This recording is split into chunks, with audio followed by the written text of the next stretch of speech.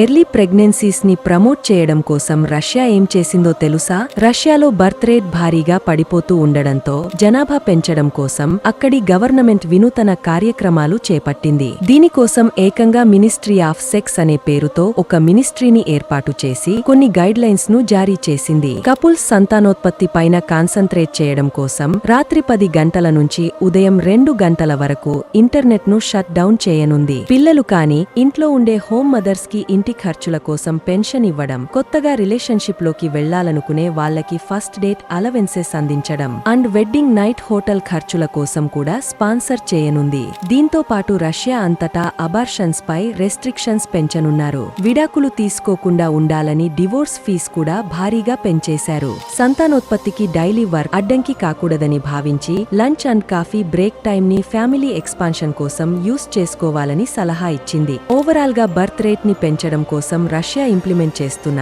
ఈ రూల్స్ పై మీ అభిప్రాయం ఏంటో కామెంట్ చేయండి.